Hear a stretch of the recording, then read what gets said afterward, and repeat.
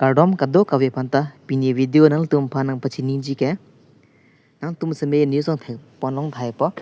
Tamil andu long non isi a video viral pic IPS officer Bangket Thom India Police Service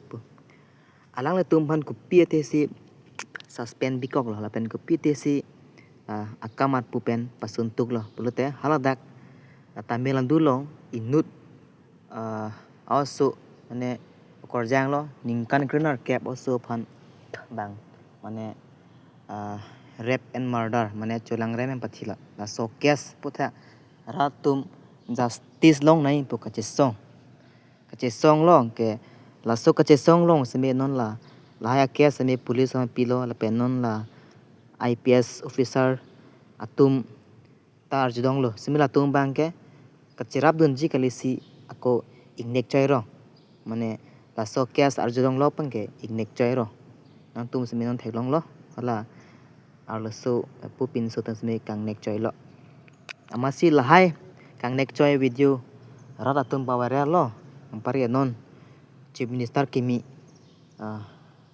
Joseph Vijay pu alang li theklong lok panke la Bangket Thom IPS officer to pan suspend bikok lo mate akam than pet lo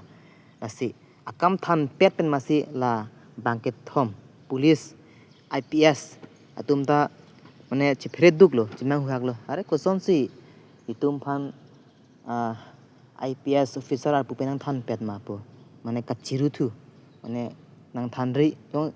koson si emergency la sonang than pet la pola tumda ko dia chang thulo mane ratum phan la pen video seme islam lo seme hala CM ange suspended lo la pen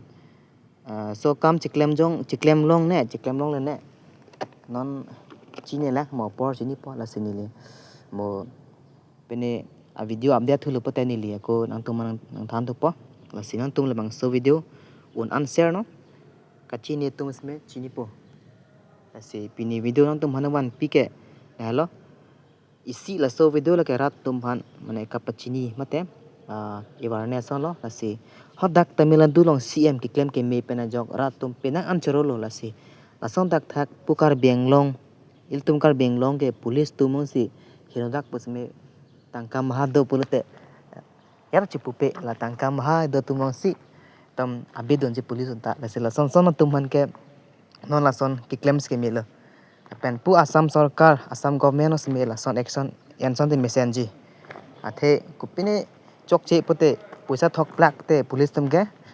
haralong abidon te reti hinu o tumsme police hinu o tumsme de police tumke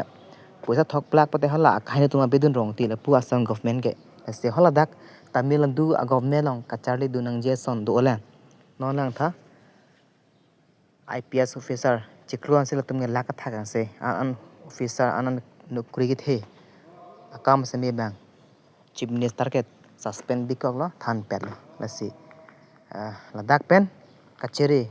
mate kachini nang ji ason do lo la pu Assam government pen kar benglong ke the ke ding tum se me kopine police tum claim chok che pulote ason action enai en lo pote police tum se me rat tum akache song ratum kemang claim po SCP ni video non tum phan pachini pote wan pike la hello nili ki thek o pen lang kaning jeli nang tum sme theklong po news long aso a video viral pic la si nang tum sme nilo channel subscribe mon la pen a video lang mesen un unshare no nilo sme non ke bang ji ki mesen berta ke wan ji phan bori po la si na tum phan pachini ke la hello